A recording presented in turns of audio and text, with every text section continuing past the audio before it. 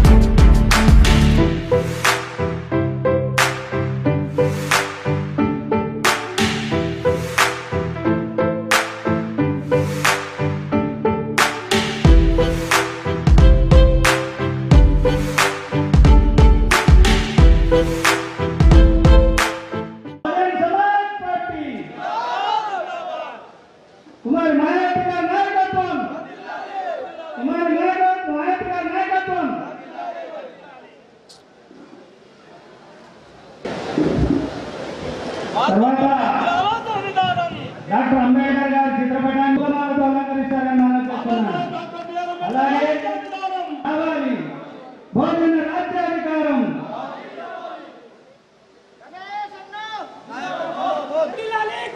Bahujan Samaj party Bahujan Samaj party నాయకత్వం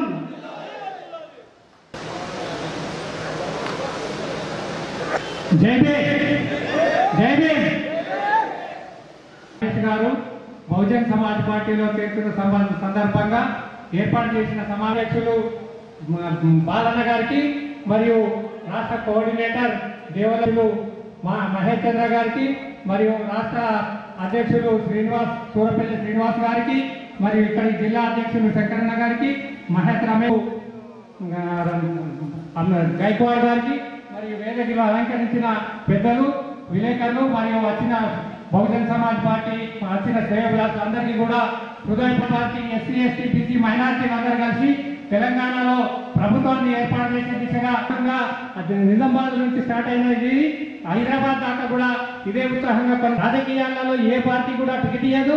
Bahujan Samaj party ఉన్న BC చేసి ఓట్లు వేయించుకున్న నాడు వాళ్ళ కులం బాగుపడుతుంది, సమాజం బాగుపడుతుంది, దాంతోపాటు దేశం బాగుపడుతుంది. బహుజన్ 30 సంవత్సరాల నుంచి వెళ్ళి బహుజన్ సమాజ్ పార్టీలో బీసీలు రండి, మీరు రాజ్యాన్ని ఏలుకోండి అని చెప్పి నిరంతరంగా ఎస్సీ సోదరులందరూ కూడా తిరిగి ప్రచారం చేసినా కూడా బీసీ సోదరులు బీసీ రాజకీయ నాయకులు కూడా చెవులకు కూడా పట్టలేదు. అటువంటిది మహటి రమేష్ గారు ధైర్యం చేసి బహుజన్ సమాజ్ పార్టీలో చేరి అది నిజామాబాద్ అర్బన్ లో నేను తప్పకుండా బహుజన్ సమాజ్ పార్టీ జెండాను పాత్రలని నిరూపిస్తాను చూపెట్టి ఈ రోజు పెద్ద ఎత్తున జూస్ తీసి ఇది పెద్ద సమావేశాన్ని ఏర్పాటు చేయడం జరిగింది. ఈ సమావేశాన్ని ఇంత సక్సెస్ఫుల్ గా చేసినందుకు మీ అందరికీ కూడా కృతజ్ఞతలు తెలియ. మహతి రమేష్ గారు బిఎస్పీలో చేరడం చాలా శుభసూచకము. మన వాళ్ళందరూ కూడా రాజ్యాధికారం వైపు ప్రయాణానికి మొదటి మెట్టు వేసిన వ్యక్తి రాసమల్ల తమ్ముడు. ఇక్కడ మనకు తెలంగాణ ఏర్పడ్డది బాబాసాహెబ్ అంబేద్కర్ ఆర్టికల్ 3 and 4 ప్రకారమే. అది బాబాసాహెబ్ అంబేద్కర్ ఎందుకు కలగన్నాడంటే బహుజనులలో అత్యంత తక్కువ సంఖ్యలో ఉన్న మైనార్టీలు మెజార్టీల నుండి బారి నుండి తప్పించుకొని వాళ్ళ వాటా కోసం వాళ్ళు రావాలంటే ఆర్టికల్ 3, ఆర్టికల్ 4 పెట్టడం జరిగింది. ఆర్టికల్ 4 ప్రకారమే ఈ తెలంగాణ రాష్ట్రం ఏర్పడ్డది. అంటే చిన్న కులాలందరూ కూడా వాళ్ళ వాటా రాజాధికారంలో రావాలనే ఒక ముఖ్య ఉద్దేశంగానే ఉన్నది. అయితే తెలంగాణ రాష్ట్రం ఏర్పడి 4 సంవత్సరాలైంది. 4 సంవత్సరాల తర్వాత మనం చూస్తే సంఖ్య బలం ఉన్న వాళ్ళకే, గౌరవం ఉన్న వాళ్ళకే, సాంఘిక గౌరవం ఉన్న వాళ్ళకే ఈ రాజ్యం ముందడుగు వేస్తుంది. కానీ నేను డిఎస్పీని మనస్ఫూర్తిగా అభినందిస్తున్నాను. మా మంగళ జాతి నుండి ఒక ముద్దు బిడ్డను ముందుకు తీసుకొచ్చి నిజామాబాద్ అర్బన్ నుండి ఒక ఎమ్మెల్యే వ్యక్తిగా గెలిపించుకున్నారని మళ్ళీ మనం ఇక్కడ ఒక గెలిచిన తర్వాత కూడా ఇదే హాల్ నుండి మనము కంగ్రాచులేషన్ మీటింగ్ పెట్టుకోవాలని కూడా నేను కోరుకుంటున్నాను. వారు గత నుండి కూడా ఓ సిద్ధాంతపరమైనటువంటి ఒక జాతీయ పార్టీతో కలిసి నేనంటూ ప్రజాసేవ చేస్తానటువంటి ఒక దీక్ష అనేది గత మొదటి నుండి కూడా అతను కనబడుతున్నది. ఈరోజు అతడు బీఎస్సీ నేర్చుకుని ప్రత్యేకంగా నిజామాబాద్ అర్బన్ ప్రాంతం నుండి అది కార్యక్రమం చేపట్టాడంటే నిజంగానే ఈ అర్బన్ నిజామాబాద్ ప్రజలందరికీ కూడా గర్వకాలం అని చెప్పి నేను తెలియజేస్తున్నాను. జాతీయ పార్టీ నుండి బీఎస్పీ కొందరు పెద్దల యొక్క త్యాగాలు, ప్రత్యేకంగా కాంతిరామ్ గారు తన జీవితం మొత్తం కూడా త్యాగం చేసి ఆ పార్టీని ఒక మంచి అంటే ప్రాణం పోసినటువంటి వ్యక్తి. మరి అతడు అంబేద్కర్ గారి సిద్ధాంతాలు, మరి అదే మాదిరిగా మరి మహాత్మా జ్యోతిబాపుల యొక్క పెద్దల యొక్క అతడి యొక్క జాతీయ స్థాయి లోపల దళిత బహుజనుల యొక్క మంచి మార్గాన్ని కనిపెట్టి ముందుకు వచ్చినటువంటి వ్యక్తి కాంతిరామ్ గారి యొక్క ఫలితమే ఈరోజు ఈ పార్టీ కొనసాగుతుంది. మీకు తెలుసు బాగా 1990 మొదలు బీఎస్పీ పార్టీ దేశంలో కొన్ని రాష్ట్రాలలో కూడా మంచి మెజార్టీతో ముందుకు వచ్చింది. మంచి ఊపందుకున్న స్టేజ్లో అప్పుడు ఉన్నటువంటి అగ్రకులాల పార్టీలు ఇది పూర్తిగా అనుసరించే ప్రయత్నం చేయడం జరిగింది. ఆ రోజు మహారాష్ట్ర, గుజరాత్, హర్యానా, పంజాబ్ ప్రాంతాలలో కొంత మెజార్టీ తెచ్చినటువంటి పార్టీ అంటే బీఎస్పీ పార్టీ. ఆ రోజు పెద్ద ఉద్యమాలు చేసి మరి దళిత బహుజనులందరినీ కూడా రాజ్యాధికారం తీసుకెళ్లాలన్నటువంటి ఉద్దేశంతో ఆ రోజు కాంతిరామ్ గారు తన సిద్ధాంతాన్ని తన యొక్క త్యాగాన్ని చేస్తూ ముందు వచ్చిన వ్యక్తి. అదే విధంగా ఆంధ్రప్రదేశ్లో కూడా మంచి జీకైనటువంటి ఒక అడిగేసి ముందుకు వదాల స్టేజ్లో 1990 మొదలే మరి ఇక్కడ కూడా అప్పుడు ఉన్నటువంటి పార్టీ టీడీపీ వాళ్ళు భయపడి మీకు 50% ఇస్తామని చెప్పి ఒప్పుకున్నప్పుడు మరి కొంచెం చిన్నపాటి పొరపాటు వలన మనం వాటి దాంట్లో మనం చేసి నా సోదరులందరికీ, నా కుల బాంధవులకు, నా ఎంపీసీ సోదరులకు, నా బీసీ బాంధవులకు, నా ఎస్సీ ఎస్టీ మైనార్టీ సోదరులందరికీ కూడా ధన్యవాదాలు. అలాగే వేదికను అలంకరించిన పెద్దలు మన జాతీయ ఉపాధ్యక్షులు రామ్జీ గౌతమ్ గారికి, అలాగే బీఎస్పీ పార్టీ రాష్ట్ర అధ్యక్షులు ఎం బాలయ్య గారికి, మరియు రాష్ట్ర 2 నిమిషాలు నుంచి 5 నిమిషాల్లో ముగిస్తాను. మీకు అందరికీ ఆకలి అయితే నేను తెలుసు. నాకు ఇంతసేపు సహకరించినందుకు ఇంకొక హాఫ్ అన్ అవర్లో సభ తీసుకున్న నిర్ణయం, మన బ్రతుకులు మారడానికి తీసుకున్న నిర్ణయం.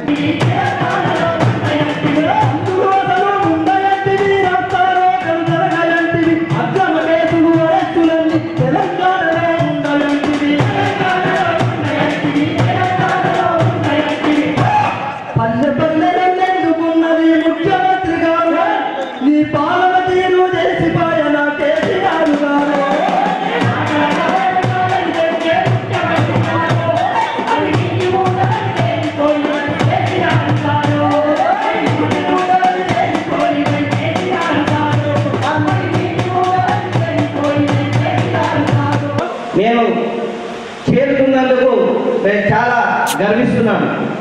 ఎందుకు ఆ నిర్ణయం తీసుకోవాల్సి వచ్చిందంటే, దయచేసి మనం అందరం కూడా ఒక 2 నిమిషాలు నుంచి 5 నిమిషాల్లో ముగిస్తాను. మీకు అందరికీ ఆకలి అయితే నేను తెలుసు. నాకు ఇంతసేపు సహకరించినందుకు ఇంకొక హాఫ్ అన్ అవర్లో సభ ముగించుకుందాం. దయచేసి వినండి.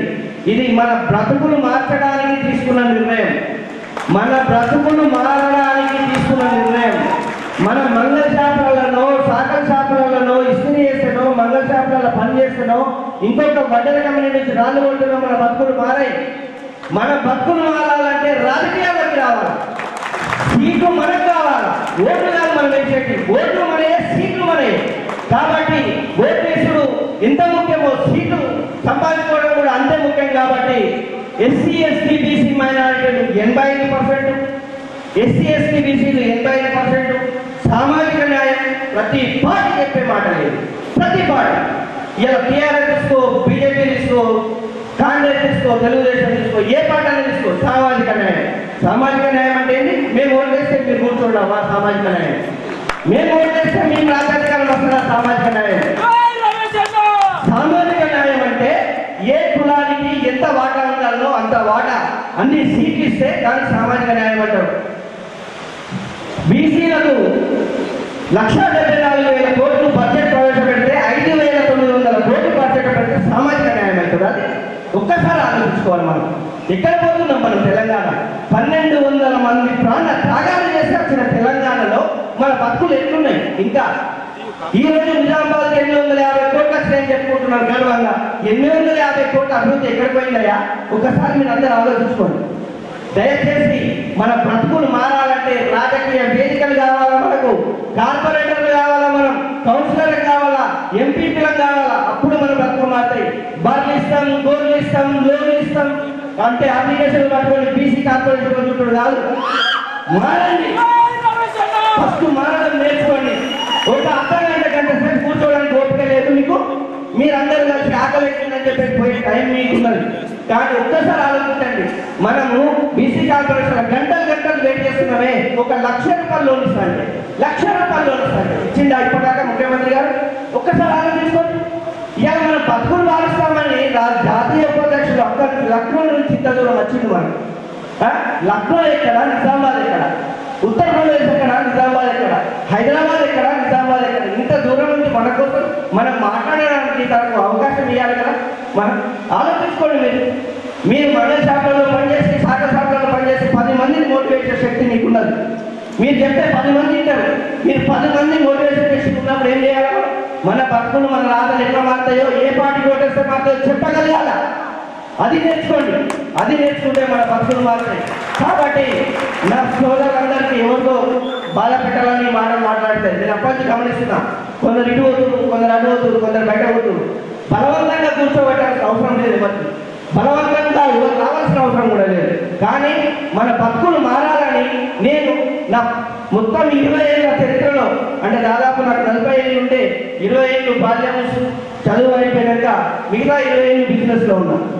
ఈ 20 ఏళ్ళ బిజినెస్లో నేను సంపాదించుకున్న పరిచయాలు కావచ్చు, సంపాదించుకున్న రూపాయలు కావచ్చు, ఏదో అనుకోండి, అవన్నిటిని కూడా త్యాగం చేసి ఒక రాజకీయ పార్టీలోకి రావాలని నిర్ణయించుకున్నప్పుడు మీరందరూ నాకు ఏ విధంగా సపోర్ట్ ఉండాలి, ఏ విధంగా ఉండాలి? ఒక్కసారి మీరు గట్టిగా సపోర్ట్గా చెప్పాల్సింది కోరుతున్నాను. కాబట్టి మీరు ఒకటే, ఇప్పటి నుంచి ఓట్లు మనే, సీట్లు మనే అనే కాంశీరామ్ గారు చెప్పిన మాటలను మనం ఖచ్చితంగా గుర్తు చేసుకుంటూ ఈసారి ఏదైతే మన గౌరవనీయులు వారు ప్రకటించినట్టుగా మనం సాధించుకుందాం. అదేవిధంగా పార్టీలో ఈ పార్టీని ఎందుకు ఎంచుకున్నాను అందరూ అనుకోవచ్చు. చాలా మంది నాకు మిత్రులు ఫోన్ చేసి, అన్న మీరు బీఎస్పీలో పోతున్నారు, అది బీఎస్పీ ఎవరి పార్టీ తెలుసా? ఎవరి పార్టీ అన్న?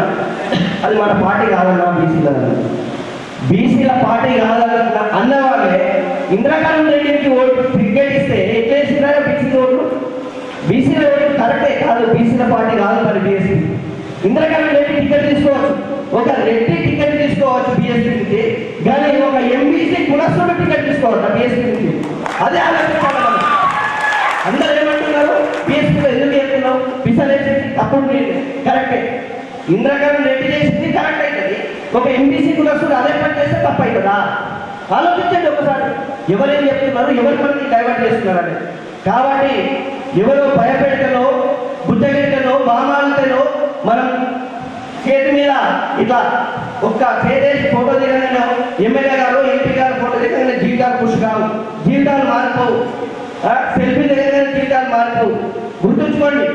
జీవితాలు మారాలంటే రాజకీయ వేదికనే కరెక్ట్. జీవితాలు మారాలంటే మీరందరూ కూడా ఖచ్చితంగా రాబోయే కాలంలో ఈ నిజామాబాద్ లో 50 డివిజన్లలో పోటీ చేయడానికి సిద్ధంగా అప్పుడు జీవితాలు ఎక్కువ మారే చూస్తాం. బీసీలు 60 మంది ఉండాల్సిన ఎమ్మెల్యేలు 119 స్థానాలలో మన పర్సెంటేజ్ 55% నీరగా ఉంటుంది. 60 మంది ఉన్న దగ్గర 19 మంది ఉన్నవే 70 సంవత్సరాల చరిత్రల బీసీ ముఖ్యమంత్రి అయినా మీరందరూ ఆలోచించండి. 70 సంవత్సరాల చరిత్ర ఈ రోజు వరకు ఉమ్మడి ఆంధ్రప్రదేశ్ లో బీసీ ముఖ్యమంత్రి కాలేదు. ఎందుకు? బీసీలు కేవలం ఓటు మాత్రమే ఇస్తాం. మనం అడగాం, సీట్లు ఇస్తామంటారు, టైంకి మోసం చేస్తారు. సీట్లు ఇస్తామంటారు, టైంకు నీకు ఎమ్మెల్సీ ఇస్తామంటారు. సీట్లు ఇస్తామంటారు, నీకు ఏదో చైర్మన్ పదవి ఇస్తామంటారు. ఇట్లా బుజ్జగించుకుంటూ 70 ఏళ్ళు వచ్చింది. మనం ఎప్పుడు బాగా ఆలోచించాడు ఒక్కసారి. మాకు సీట్లు ఇవ్వు, నువ్వు కూర్చున్న సీట్లు మాకు ఇవ్వు, అప్పుడు మేము ఓటేస్తాం, మా అందరికి ఓట్లు వేపించడం చేస్తామని చెప్పాలా మనం. అలా వాళ్ళు కూర్చున్న సీట్లు మనం అడగాలి తప్ప వాళ్ళు ఇస్తాన్న లోన్లు, వాళ్ళు ఇస్తాన్న బర్రెలు, వాళ్ళు ఇస్తాన్న గొర్రెలు మనకు అవసరం లేదని చెప్పేసి నేను చెప్తున్నా. ఈ అగ్రకుల పార్టీలకు, మనువాద పార్టీలకు. కాబట్టి అందరూ కూడా మనం ఏకం కావాల్సిన అవసరం ఉంది.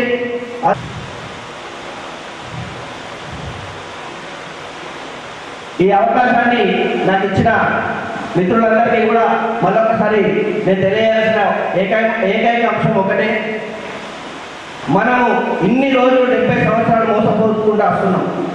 కాబట్టి ఈ మోసాలకు ఇక్కడైనా చెక్కు పెట్టి మన ఎంబీసీలకు, బీసీలకు, ఎస్సీ ఎస్టీ మైనారిటీలకు మన వాటా మనకు ఉన్నప్పుడు మాత్రమే మనకు న్యాయం జరుగుతుందని చెప్పేసి మీరు అందరూ కూడా విశ్వసించాల్సిన అవసరం ఉంది.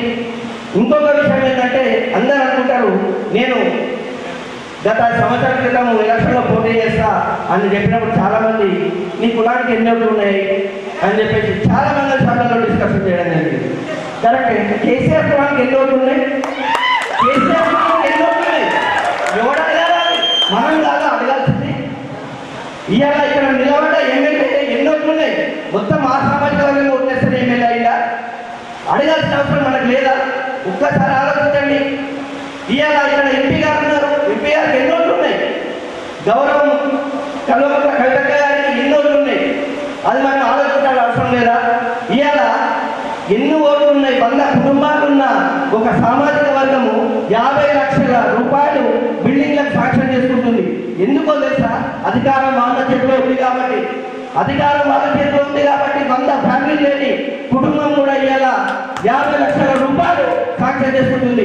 అదే ఒక 5 లక్షల రూపాయలు నా సంఘ భవనానికి ఇవ్వాలని ఏ సంఘం ప్రతినిధి అయినా పోతే 50 నుంచి 4 ఏళ్ళ దాకా చెప్పులు ఎదిగేటట్టుగా ఎవరికైనా ఇచ్చిందా అని చెప్పేసి నేను అడుగుతుంది. ఈ 4 ఏళ్ళలో ఎటువైంది? ఈ 4 ఏళ్ళలో ఏం చేసిండు? ఇప్పుడేం చేస్తారు? ఇప్పుడాగా టీడీపీ చూసినాం, కాంగ్రెస్ చూసినాం, బీజేపీ చూసినాం, లాస్ట్ టీఆర్ఎస్ కూడా చూసినాం. టీఆర్ఎస్ చూసినామంటే మన కర్మ, మనం కుదిరేటప్పుడు కూడా ఒకటి కావాలి కదా. అందుకని టీఆర్ఎస్ మనం అధికారం ఇచ్చినాం. మనం 1200 ప్రాణ త్యాగాలు చేస్తే వచ్చిన కొడుకులు ఇవ్వలకి, బాలికలో వచ్చిన నలుగురికి కాక మందులిచ్చే సంతోష్ కూడా ఎంపీ పదవి ఇచ్చి 5వ వ్యక్తి చేసుకున్నారు. ఇంకో పదవి కూడా ఇవ్వడానికి రెడీ అవుతున్నారని మీడియా మిత్రులు వాళ్ళు చెప్పుకుంటే, మనం అందరం జీవితాంతం బాధితులు ఉండడానికి వచ్చినామా? మన జీవితాంతం విధంగా ఉండాలా? అలా ఓటు వేయడానికి తెస్తామా? వాళ్ళ కన్నులు పోయడానికి, వాళ్ళ జెండలు పోయడానికి, దళితులను కూడగట్టడానికే మనం పనిచేద్దామో ఆలోచించుకోవాల్సిన అవసరం ఉంది. నేను అలా ఉండడానికి రాలే, జెండాలు పోయడానికి రాలే, జెండా ఎగరడానికి వచ్చిన. జెండా ఎగరడానికి వచ్చి నేను కాంచరామ్ గారికి, వారికి నా యొక్క ఈ విజయాన్ని అందిస్తానని సగర్వంగా తెలియజేస్తున్నా. బహేష్ మాయావతి గారి నాయకత్వంలో పనిచేసి, మన గౌరవ పార్టీ నాయకులు అందరి ఆధ్వర్యంలో పనిచేసి పార్టీకి నిజామాబాద్ టికెట్ ఖచ్చితంగా సీటు, నిజామాబాద్ సీటు మనం ఇవ్వాల్సిన అవసరం ఉంది. కాబట్టి ఈసారి వచ్చే ఎలక్షన్లలో మనం డైరెక్ట్ పాల్గొంటూ ఎస్సీలు బీసీలు కలిస్తే రాజ్యం వస్తుంది. అదొకటే పాయింట్. ఎస్సీలు ఎంపీసీలు కలిస్తే రాజ్యం వస్తుంది. మనకు అగ్రకులాలు అవసరం లేదు, ఇంకోలు అవసరం లేదు. కాబట్టి మైనారిటీలు మాత్రం, ఎస్సీలు మాత్రం, ఎంబీసీలు మాత్రం. మైనారిటీ సోదరులు మనల్ని, ఎంబీసీలు మనల్ని. ప్లస్ ఎస్సీలు వీళ్ళంతా ఈ 3 సామాజిక వర్గాలను అన్యాయానికి గురైతున్నాం మనం. ఈ అన్యాయానికి గురైనప్పుడు ఒక్కసారి మన ఓటు మనం గుద్దుతే కార్ టైర్ పంక్చర్ కావాలా, నాలుగు టైర్ చూసుకోవాలా. మన బలం ఏం బలం? ఏనుగు. మన గుర్తేంది ఏనుగు. ఒక్క కాలు పెడితే కాలు చేద్దామని చెప్పేసి మీ సభాముఖంగా మీకు అందరికీ తెలియజేస్తూ ఈ అవకాశాన్ని నాకు ఇచ్చిన మిత్రులందరికీ కూడా నా హృదయపూర్వక కృతజ్ఞతలు. ఇంతమంది పోయాం. 2014 అక్టోబర్ జూన్ 2వ తారీఖున హైదరాబాద్ లో ముఖ్యమంత్రి గారు ప్రమాణ స్వీకారం చేసి అమరవీరుల త్యాగాల ఫలితంగా వచ్చినటువంటి తెలంగాణలో అమరవీరుల కుటుంబాలకు 10 లక్షల రూపాయలు 5 ఎకరాల భూమి ఉద్యోగం ఇస్తానన్నావు. తెలంగాణ వచ్చింది. 5 ఎకరాల భూమి ఏమైంది? ఉద్యోగం ఏమైంది? తెలంగాణ వస్తే 3 ఎకరాల భూమి ఇస్తున్నావు. తెలంగాణ వస్తే డబుల్ బెడ్రూమ్ ఇస్తున్నావు. తెలంగాణ వస్తే బతుకులు బాగుపడతాయన్నావు. ఇన్ని మాటలు చెప్పినా నేను మళ్ళీ చెప్తా ఉన్నా, ఊళ్ళలో మాట తప్పినోళ్ళు ఉండొద్దు.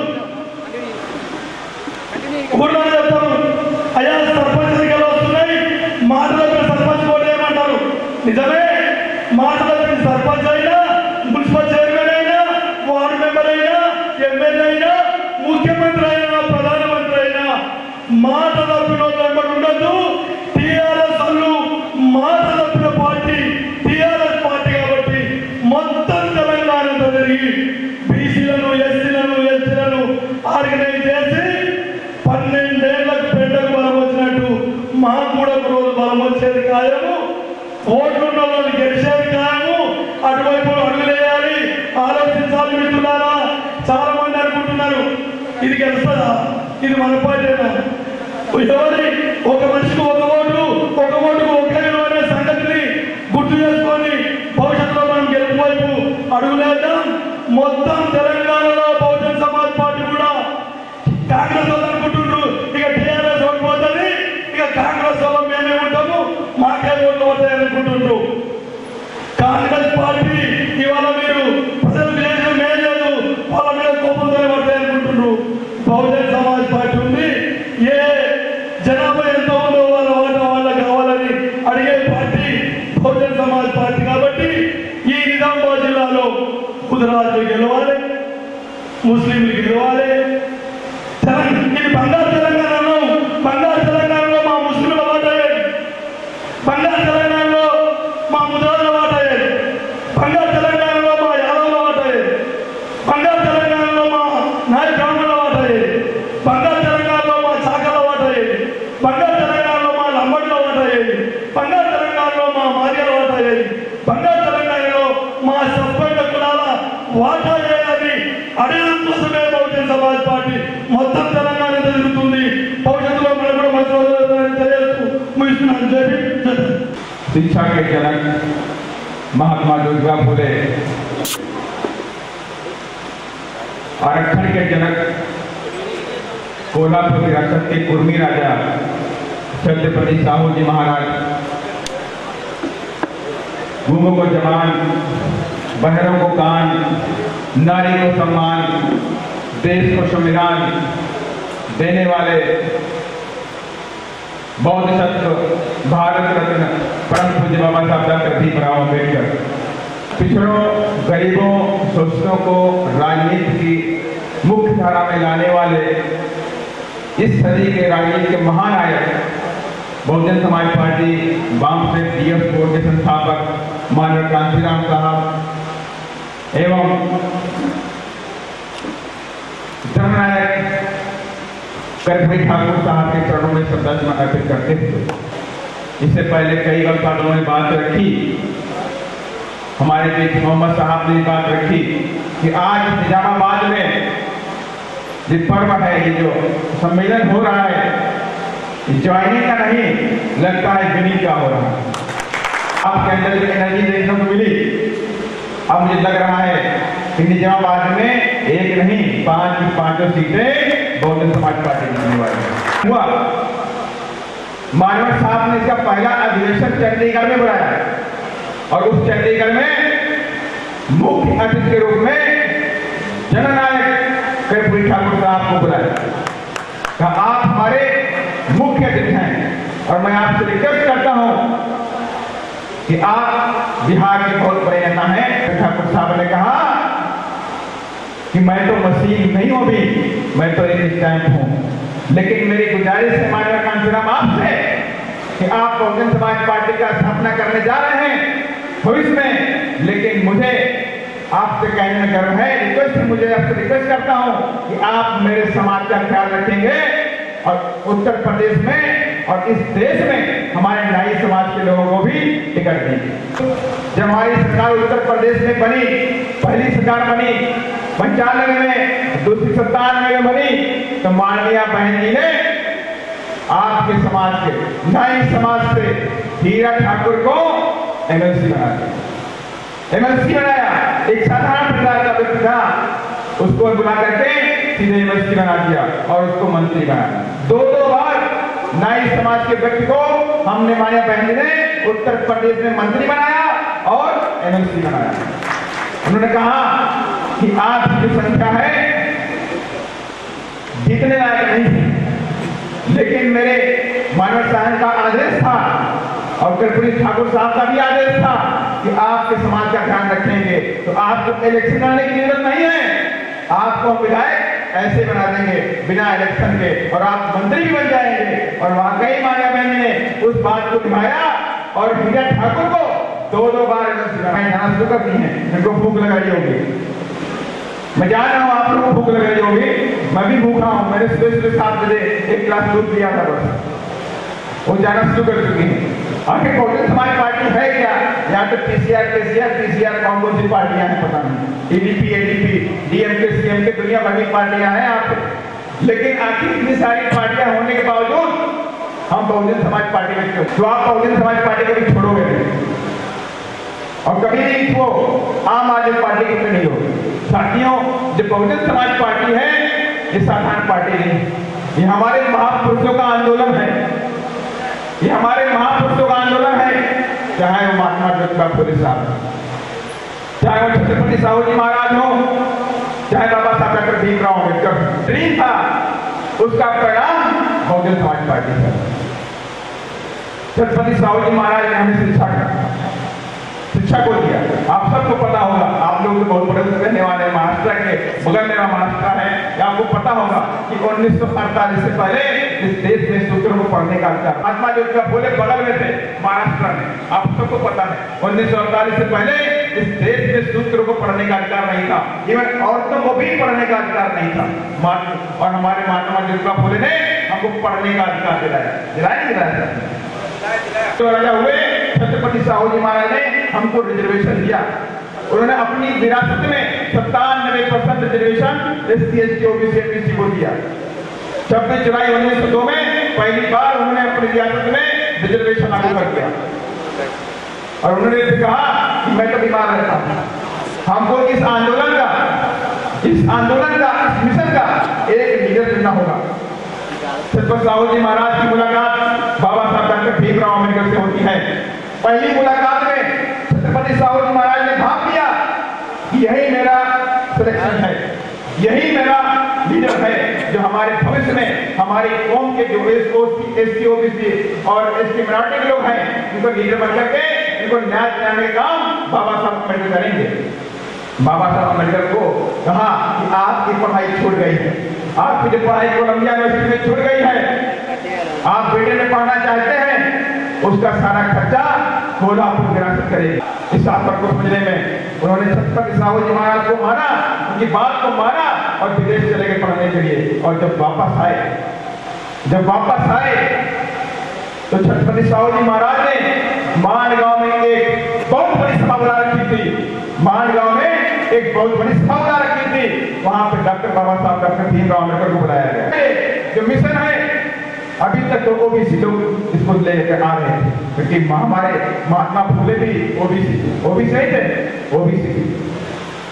ओबीसी थे और छत्रपति साहू जी महाराज बीबीसी थे। अभी इस मोमेंट की जो लीडर होगी, कमान होगी, अब डॉक्टर बाबा साहब भीमराव अम्बेडकर के हाथ में होगी। और मेरी उम्मीद है कि अपने जीते जी इस मूवमेंट को आगे तक लेकर जाएंगे। और साथियों, बाबा साहब डॉक्टर भीमराव अम्बेडकर ने छत्रपति शिवाजी महाराज को मारा, उस बात को मान लिया और उसको दिल में बिठा दिया कि मुझे इस सोती हुई कौम के लिए, जो ओबीसी बीसी मराठी लोग हैं, जो गरीब हैं, इस देश के लोग हैं, इनके लिए काम करना है, इनको अधिकार दिलाने हैं।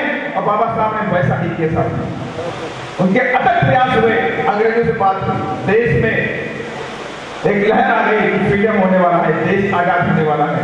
बाबा साहब ने कहा ये बात तो ठीक है, अगर देश आजाद हो जाएगा ये बहुत अच्छी बात है, लेकिन इस आजाद देश में जो ओबीसी के लोग हैं, जो शूद्र लोग हैं, जो मराठी के लोग हैं, इनकी क्या कंडीशन होगी, इस पर पहले बात होनी चाहिए। अगर ये लोग देश आजाद हो गया और दोबारा फिर गुलाम बन गए, इससे कोई फायदा नहीं होगा। तो अंग्रेजों से मैं कहा कि आप देश को आजाद कर रहे हो, लेकिन मेरा पहले निपटारा करो। जो हमारे जो अछूत लोग हैं, जो छूट लोग हैं, क्योंकि उस वक्त शूद्र दो भाग में बटा हुआ था। आप सबको पता होगा कि जब हिंदुस्तान में कॉन्स्टिट्यूशन लागू हुआ, उससे पहले ये देश वर्ण व्यवस्था के आधार पर चलता था। मालूम नहीं मालूम है आप लोगों को? ब्राह्मण, क्षत्रिय, वैश्य, शूद्र, ये चौथा वर्ण क्या था? शूद्र था। ओबीसी एबीसी नहीं था कोई, सारे शूद्र थे। चाहे ओबीसी हो, चाहे बीसी हो, चाहे मराठी हो, चाहे एससी एसटी हो, वो सारे शूद्र के नगर में आया करते थे। कई सारी कमेटियां आई, साइमन कमेटी आई, उसने सर्वे किया।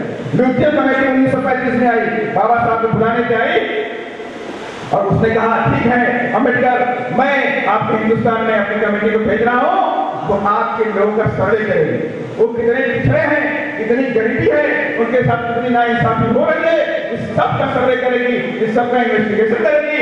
उसके आधार पर हिंदुस्तान में जो कॉन्स्टिट्यूशन बनेगा उसमें आपको अधिकार देने होंगे।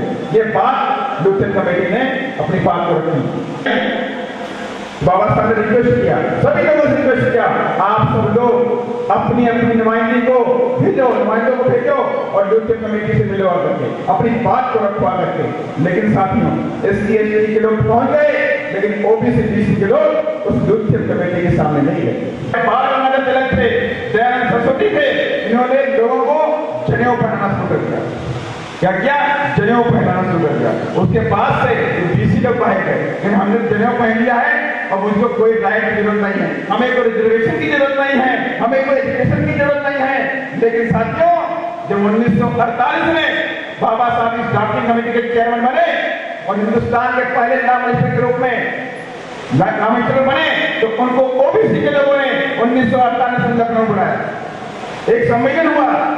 उस वक्त वहां पे उस वक्त मुख्यमंत्री था उत्तर प्रदेश का, जिसका नाम था गोविंद बल्लभ पंत, वो भी बैठा हुआ था। बाबा साहब ने कहा, मैं जानता हूं आप लोगों के अंदर दर्द है, बीसी ओबीसी के लोगों के अंदर दर्द है, मैं उसको मैं पीड़ा को पहचान रहा हूं, क्योंकि आप भी मेरे भाई हो, क्योंकि आप मेरे भाई हो। जो ओबीसी के लोग, बीसी के लोग हैं, वो मेरे बड़े भाई हैं, और दलित और एसटी के लोग हैं, वो छोटे भाई हैं। मैं जानता हूं आपकी प्रॉब्लम को, लेकिन मैं आपसे वादा करता हूं, लेकिन मैं आज इस मंच से ये वादा करता हूं कि आपके लिए कोई ना कोई व्यवस्था मैं संविधान में व्यवस्था उन्होंने क्या दी। इस पर कई बार बहस हुई, इस पर कई बार बहस हुई, लेकिन बाबा साहब की योग्यता के सामने सारे फेल हो गए और अल्टीमेटली 1949 को आर्टिकल 340 भारत के संविधान का हिस्सा बने।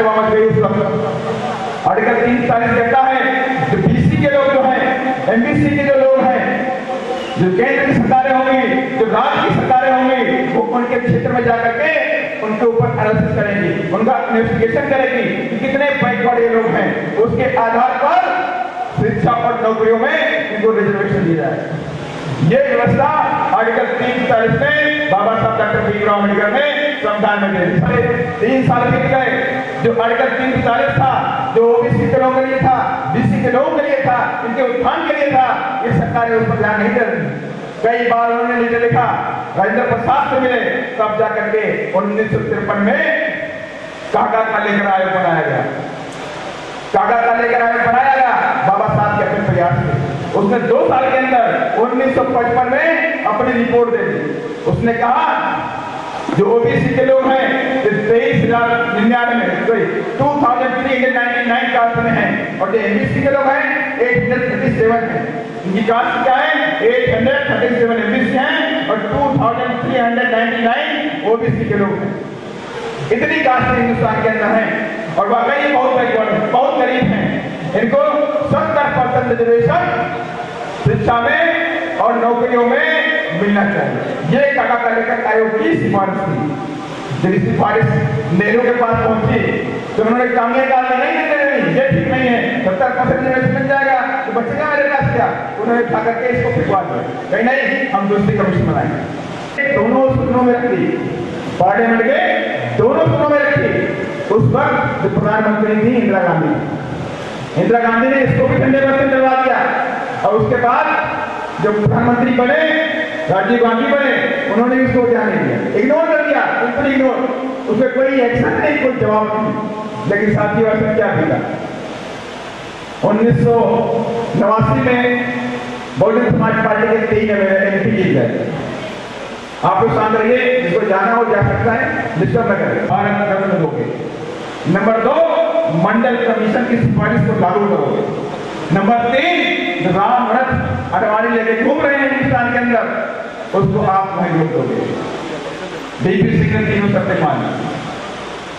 26 अगस्त 1990 को बाबा साहब को भारत रत्न दिया और मंडल कमीशन की आयोग की सिफारिश को लागू कर दिया और 26% रिजर्वेशन ओबीसी और एमबीसी के लोगों को दिया। ये साथी में उसका हिस्ट्री था।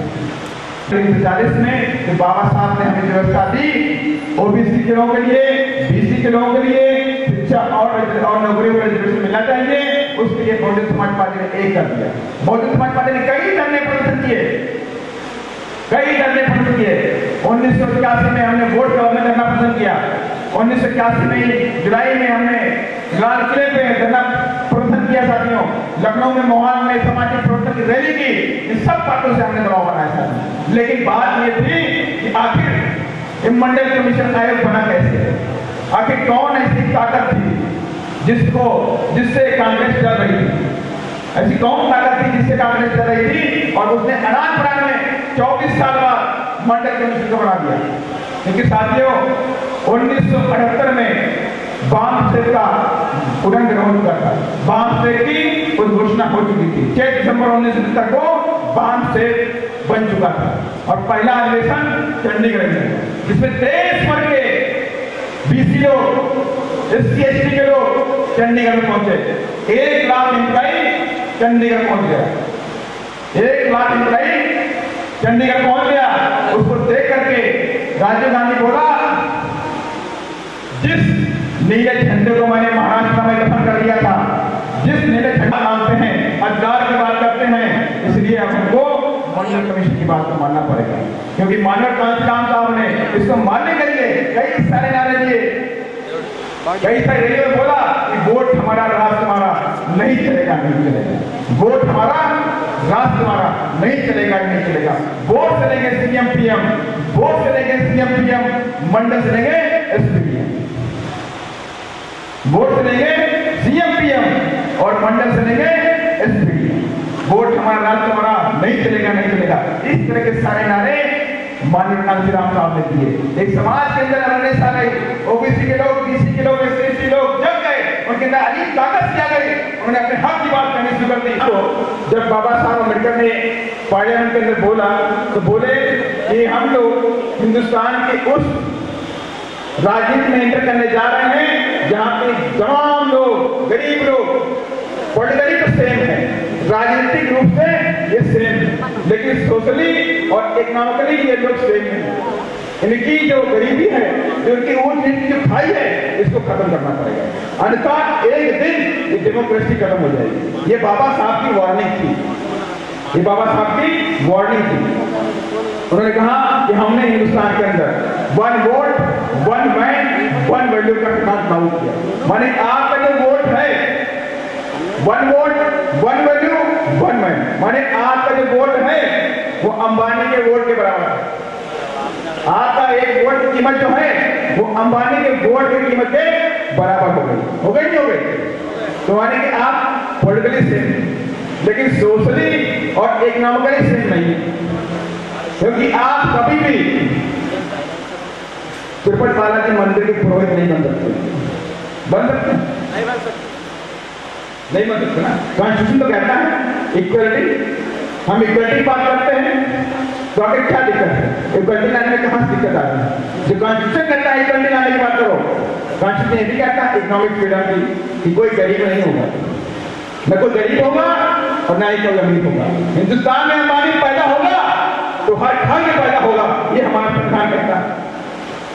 अंबानी पैदा होगा तो हर घर में पैदा होगा, ऐसा नहीं है कि अंबानी खाली गांव में पैदा होगा, हर घर में अंबानी पैदा होगा, ये कॉन्स्टिट्यूशन कहता है। 70 साल हो गए, कॉन्स्टिट्यूशन लागू हो गया, देश आजाद हो गया, लेकिन गरीबी और बेरोजगारी और वही कमाई कुछ नहीं बदला था, कुछ भी नहीं बदला। इस तेलंगाना के अंदर बहुत ऐसे लोग हो गए जिनके पुरखे भी लेबरी करते थे, उनके बच्चे भी लेबरी करते हैं और आने वाली सरकारें भी लेबरी करेंगी, तो हमें कुछ नहीं बदला। कॉन्स्टिट्यूशन लागू हो गया, देश आजाद हुआ, बदला कुछ नहीं, आपके हिस्से में कुछ नहीं आया। ये आपने सोचा आपकी गरीबी क्यों बनी हुई है, आप इतना बैकवर्ड क्यों हैं, समाज के अंदर आपकी इज्जत क्यों नहीं है? क्योंकि साथियों आप लोगों ने अपने वोट का सही इस्तेमाल नहीं किया, आप लोगों ने अपने वोट का इस्तेमाल सही नहीं किया। बाबा साहब ने वार्निंग दी थी कि जब वोट का अधिकार BC SC OBC को मिला तो उन्होंने एक वार्निंग दी थी कि वोट है बहुत पावरफुल है, इसी वोट के वजह से इस देश में आप राजा बनोगे, इसी वोट से आप इस देश के राजा बनोगे। लेकिन यह भी कहा कि वोट बड़ा खतरनाक भी है, वोट एक बड़ा खतरनाक है। वोट जो है एक दुधारी तलवार है जिसके दोनों तरफ शार्पनेस है। वोट जो है एक दुधारी तलवार है, इसका अगर इस्तेमाल सही डायरेक्शन में करोगे तो दुश्मन का गला काटोगे और गलत दिशा में करोगे तो अपना गला काटोगे। ये वार्निंग बाबा साहब ने दी और 70 साल से क्या हुआ, 70 साल से क्या हुआ साथियों? ये BC लोग, SC के लोग, ST के लोग आज भी झोपड़पट्टी में रहते हैं, गरीबी माहौल में रहते हैं, मान सम्मान नहीं मिलता है क्योंकि आपने अपने वोट को 70 सालों से उसका गलत इस्तेमाल किया है, इसलिए आपने अपना गला काटा है। ये बाबा साहब की वाणी है, मैं नहीं कह रहा हूं, ये सब कुछ है इसी के निकाल अंदर। बाबा साहब ने सीधे कह दिया आप अपनी अकल मत लगाओ, आप अपनी अकल मत लगाओ, मेरे बताए हुए रास्ते पे चलते रहो और इस देश के राजा बन जाओगे बस। ये बाबा साहब कहना था साथ, वही मैं बातें बता रहा हूँ आपको, मेरा कुछ नहीं है, ये सब पढ़ा हुआ है, बाबा साहब ने बताया, मैं वही बता रहा हूँ आपको कि आपको इस देश का राजा कैसे बनना है। बाई वोट इसको कभी बेचने मत। मेरा हर एक सिंपल समझ से होता है पब्लिक के लिए कि डोंट सेल योर वोट। अभी साउथ इंडिया में बड़ा वोट बिकता है, एक वोट की कीमत 5000 रुपये मिलती है, मिलती नहीं मिलती है? मेरे को सुनने के मिला, बड़ा पैसा मांगते हैं लोग, बड़े पायल, धोती, साड़ी, पायल, ये सब बढ़ता है, बढ़ता नहीं बढ़ता है? मैं जानता नहीं हूँ, लेकिन आप लोगों ने बताया कि यहाँ ऐसा ना होता, क्योंकि आप अपने वोट को बेचते हैं। जब आप अपने वोट को बेचते हैं तो आप गरीबी नहीं खत्म होगी, आपको समाज में सम्मान नहीं मिलेगा, आप जैसे हो वैसे रहो, कुछ भी बदलेगा नहीं आपकी जिंदगी में। अगर आप बदलना चाहते हो तो आप अपने समाज में, आप अपने पड़ोस में, आपको लोग बताना पड़ेगा कि भैया आपने वोट को मत दीजिए, डोंट सेल योर वोट। इसकी वाकई सही साफ मायने लगा लीजिए कि आप 500 रुपए में, 1000 रुपए में, 5000 रुपए अपने वोट को बेचते हो और इसकी कीमत जो है वो 10 करोड़ के ऊपर। ये मैं प्रूफ कर सकता हूं कि जो एक वोट की वैल्यू है more than 10 crore rupees, 10 crore रुपए के ऊपर एक वोट की वैल्यू है। और आप इसको 500 रुपए में एक बोतल दारू में या मटन बिरयानी, चिकन बिरयानी में, साड़ी में, पायल में बेच देते हो तो आपकी गरीबी कैसे खत्म होगी? आप तो घाटे में जा रहे हैं, आप तो घाटे में हो। 10 करोड़ की चीज को आपने 500 में बेच दिया, 5000 में बेच दिया, तो गरीबी तो आपकी नहीं खत्म होगी, गरीबी तो उसकी खत्म होगी जिसने आपने वोट खरीदा। माने नहीं माने, इसलिए आप तो घाटे में, इसलिए आप गरीब हैं, आपके पुरखे गरीब थे, आप गरीब हैं, आने वाली सरकार गरीब है। इसलिए मैं कहता हूं 10 करोड़ की चीज है उसको आप बेचिए मत। इस बार मेरे कहने पर 2019 के चुनाव में अपना एक वोट बहुजन समाज पार्टी को दीजिए। फिर मैं कहूंगा, फिर मुझसे पूछेगा कि सामाजिक परिवर्तन क्या होता है, इकोनॉमिक फ्रीडम क्या होता है। जब आप देखेंगे तेलंगाना में क्या होता है, मैंने देखा, मैं उत्तर प्रदेश में था, मतलब में तमिलनाडु केरला पांडिचेरी का प्रभारी था, तो मैंने देखा कभी कभी खा गया तो देखा ओ मुख्यमंत्री नाम क्या, केसीआर साहब ने बड़े बड़े इश्तिहार रखे हैं उत्तर प्रदेश में। मैं पेपर पढ़ूं तो केसीआर, इंग्लिश पढ़ूं तो केसीआर। हमने सोचा यार केसीआर साहब तेलंगाना के हैं मुख्यमंत्री, जो तेलंगाना के मुख्यमंत्री हैं तो ये उत्तर प्रदेश के सारे न्यूज पेपरों में पहला पन्ना क्यों छुपाते हैं? पहला पन्ना छुपाने क्या मतलब? ये पैसा जो सरकार के पास है वो तो आपका है नहीं है? ये सारा पैसा जो सरकार के पास है वो तो आपका है, और वो पैसा तो गरीबों के डेवलपमेंट में, हॉस्पिटल में, पानी की व्यवस्था करने में, सिंचाई की व्यवस्था करने में खर्च होना चाहिए था। ये 1-10 करोड़ रुपया, 30-20 करोड़ रुपया न्यूज पेपर वालों मेरे काम नहीं चलेगा था। आपने मोबाइल खरीदा, टैक्स दिया नहीं दिया?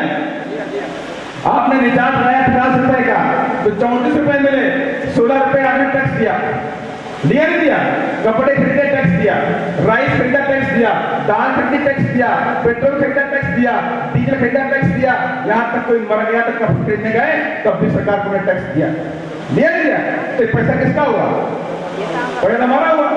लेकिन केसीआर साहब उसको उड़ा रहे हैं उत्तर प्रदेश में, उड़ाते हैं उत्तर प्रदेश में। अरे एक तेलंगाना गरीबों को प्रदेश है, अभी इतना अमीर नहीं हुआ है। हैदराबाद के बाहर आइए तो मालूम होती सच्चाई क्या है।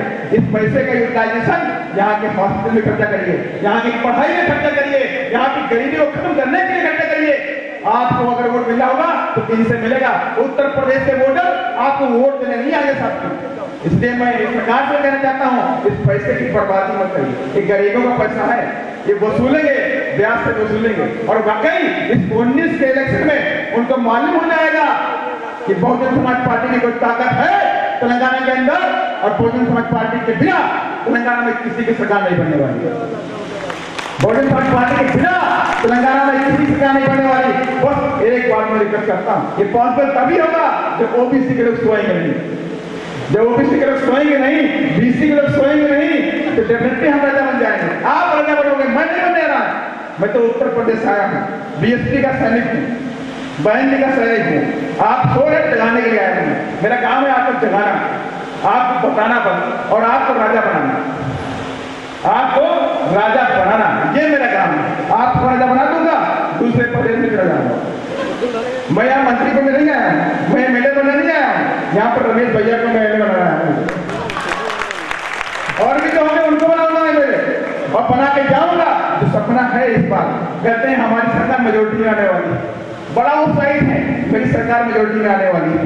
उधर चुपचाप जा करके मोदी से मिल लेते हैं, चुपचाप जाके जो क्या कहते हैं, लेडी कौन है वो, स्मृति ईरानी, उससे मिल लेते हैं, और सब चुपचाप कुछ बातें कर लेते हैं। ईद में सवैया मारते हैं, मुसलमानों के वोट को जाने के लिए ईद में सवैया मारते हैं, 1 किलो शक्कर मारते हैं, थोड़ा मेवा बांटते हैं। लेकिन साथियों हमें भीख नहीं चाहिए, हमको भीख नहीं चाहिए। हिंदुस्तान हमारा है, अधिकार हमारा है, हिंदुस्तान की हर चीज में अधिकार हमारा साथियों है। जिस तरह की पैसे बर्बादी हो रही है उसको रोकने के लिए आपको आगे आना पड़ेगा, आप सबको आगे आना पड़ेगा, और आपको कसम खानी पड़ेगी कि 19 में बहुजन समाज पार्टी की सरकार हम तेलंगाना में बनाएंगे। इसी बातों को मैं अपनी वाणी को ध्यान देता हूँ। जय भीम, जय फूले, जय कर्पूरी, खुदा हाफिज़, धन्यवाद।